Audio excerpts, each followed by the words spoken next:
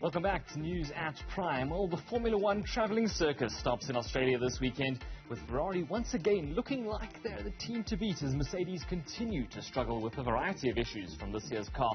Joining me now to break down just what we can expect from this weekend's edition is Formula One analyst Langa Sigodi. Langa, thank you so much for joining us.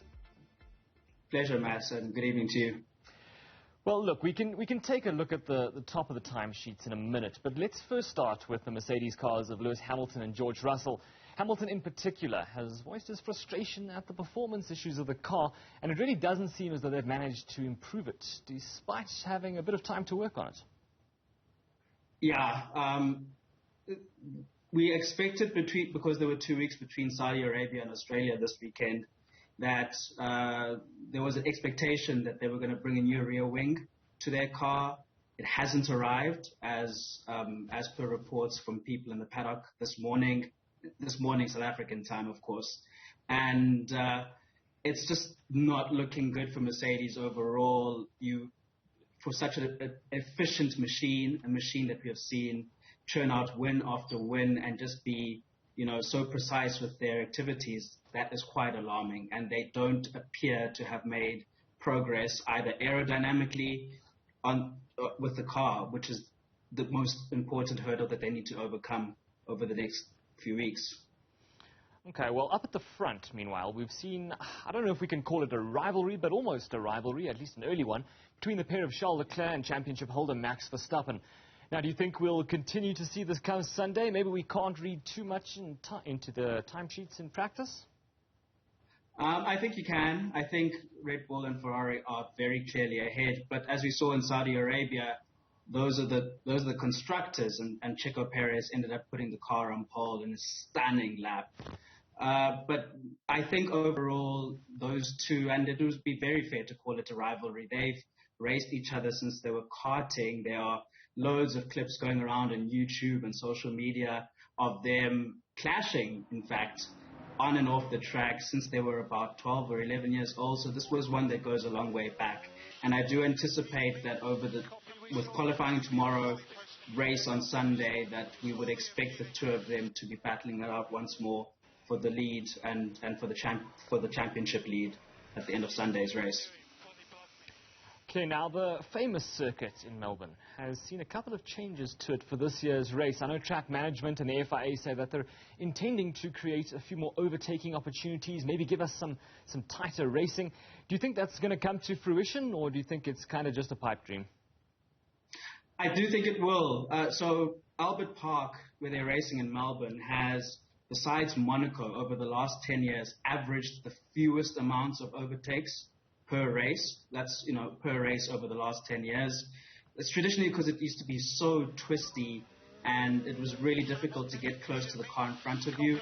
So Formula One has been thinking about this problem of trying to overtake and closer following. They're addressing that with the new regulations for 2022 in terms of the cars and aerodynamically. And then specifically at Albert Park, they have removed 1 or 2 corners. So if anyone is familiar with the track, it's turn 8, turn 9, which used to be sort of a chicane corner, is now a really fast sort of sweeping curve. And they've also added what is called a DRS zone, the drag reduction system zone. So in that area, if you are within a second of the car in front of you, you are allowed to open your rear wing, which is ordinarily not allowed, but in this specific section of the track, it is. And what that allows you that allows the car behind to travel just that little bit faster. And this is, again, all with the intention of creating and promoting overtaking opportunities. Albert Park needs it specifically, but I think Formula One, over the past sort of 10 to 15 years, has recognized the need to get the cars to be able to follow a little closer, hence the regulations of this year. Well, let's hope that we do see some of that. Now, with the announcement that F1 will race in Miami from next year, Lewis Hamilton, as he's tending to be, was pretty open about the fact that he wants to see the sport returning to South Africa, something which obviously it hasn't done in decades. Now, do you think that's likely? Does Hamilton's outspokenness actually have an impact on what the FIA decide? You've got to think so. So you're quite right. We'll be racing in Miami in, I think, a month's time for the first time in the sort of modern Formula One era. And they've also announced Las Vegas. So what that means is that there are actually 3 races in the United States from 2023. And I certainly understand that from a promotion perspective. You can certainly understand with the huge uptake in popularity of the sport, particularly after Drive to Survive, that the FIA, Liberty Media, who own Formula One, will want to try and promote the sport in America. But as you say, Lewis Hamilton has, for a number of years behind the scenes, but certainly since last year, publicly been a strong advocate for not only a race in Africa, but a race in South Africa. And being the global phenomenon that he is, someone who transcends a lot more than Formula One, his voice is definitely going to have an opinion. But of course, the other side of that is, can we as South Africa afford to host the race? 1 or 2 slight difficulties, which certainly are not insurmountable. But, Kyalami, for example, does have to be upgraded in particular facets in order for them to be able to race there for Formula One, and that doesn't come cheap. So there are hurdles, but they're not insurmountable, and the help and the public support of Lewis Hamilton will only do us a world of good in getting a race. Yeah, I'm excited. I'm crossing my fingers that by 2024 there's a race in this country, at least in this continent. Well, I'm going to just quickly put you on the spot now as a last question. Who do you think we can see winning in Australia this weekend?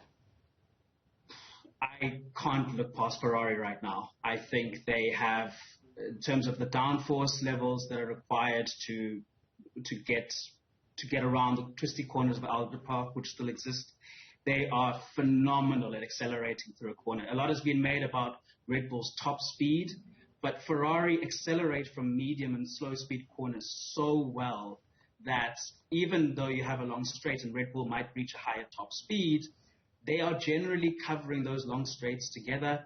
And I think they seem to have found a way to maximize one lap potential. I think Carlos Sainz, Charles Leclerc's teammate, is actually going to win the race.